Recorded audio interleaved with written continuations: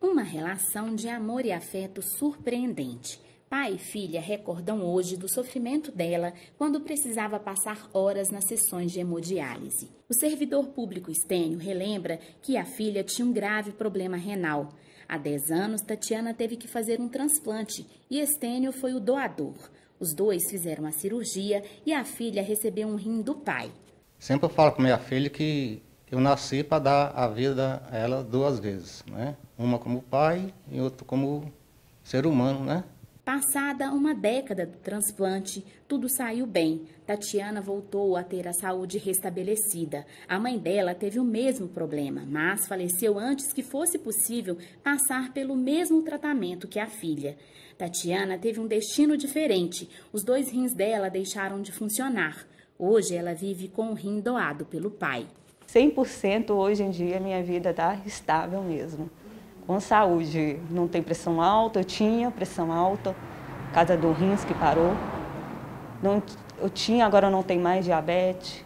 No Brasil, a legislação permite que ocorra a doação de órgãos, como aconteceu com Estênio e Tatiana, entre pacientes vivos, para cônjuges e parentes até o 4º grau. Mas é necessário a realização do exame de compatibilidade e, quando o doador for amigo ou conhecido do paciente, o procedimento será diferente.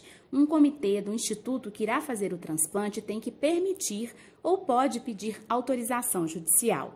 A exceção à regra acontece nos casos de doação de medula óssea, que é preciso que o doador seja cadastrado de maneira voluntária para doar para qualquer pessoa em todo o país.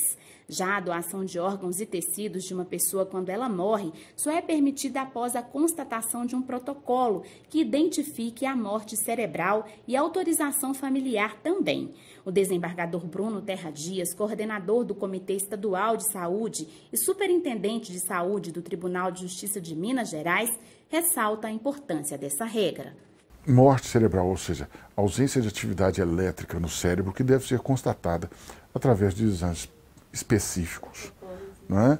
Porque há um protocolo e não é exame único, tem que ser refeito, recomprovado. Deve prevalecer, a princípio, a disposição de última vontade, ou seja, se a pessoa declarou expressamente, por escrito, que será doadora, essa vontade deve ser respeitada.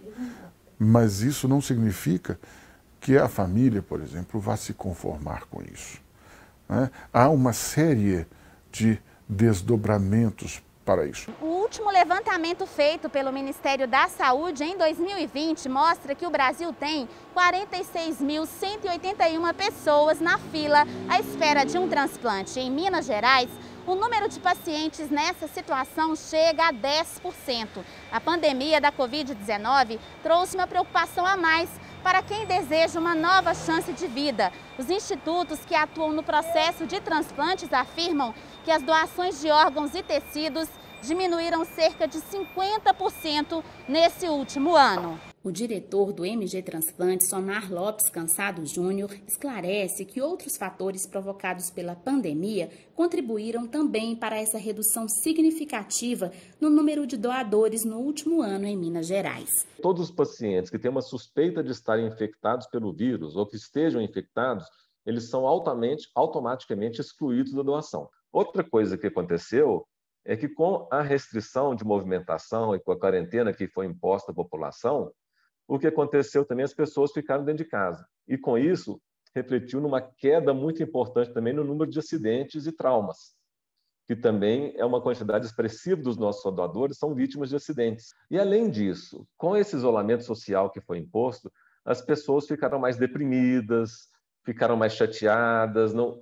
Então, isso também gerou um aumento importante no número de recusa familiar no momento que a gente pede a doação. Por causa dessa depressão e dessa angústia que foi gerada esse isolamento social, sabe? Antigamente, nós trabalhávamos com uma taxa de recusa familiar em torno de 25% até 2019, que estava em melhora. Agora, em 2020, essa taxa de recusa familiar já passou para 50%. É importante lembrar que, para receber uma doação de órgãos e tecidos de pessoas falecidas, o paciente fica em uma fila de atendimento regida por critérios de prioridade e de compatibilidade definidos pelo Ministério da Saúde. A computadora que gera o ranking de acordo com o tempo de fila que aquele paciente está na fila, com a compatibilidade imunológica, com a gravidade daquele dano. São uma série de fatores que conjuntamente vão dar uma pontuação. E no final, quem tiver a pontuação maior vai ser o primeiro paciente da fila. Isso também dá muita segurança para a gente, porque quando a gente faz a doação, a gente não sabe para quem vai ser o receptor. A gente só vai saber disso no momento que o computador gera a lista de receptores e a gente segue cronologicamente. O desembargador Bruno Terra Dias explica que somente em casos muito extremos e por meio de decisão liminar é que um paciente pode antecipar o atendimento nessa fila para receber uma doação. Vai ter que ser verificado com muita urgência e muita delicadeza na percepção do magistrado, porque, volto a dizer, não pode haver critérios meramente políticos ou sociais. Não. Transformar a espera em esperança é o que motiva quem decide doar ou permite que órgãos de um parente falecido sejam transplantados.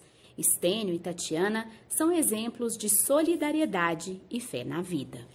Então, eu me sinto muito grato a Deus e feliz por ter doado meu rim a uma pessoa, independente se fosse filho ou outra pessoa qualquer.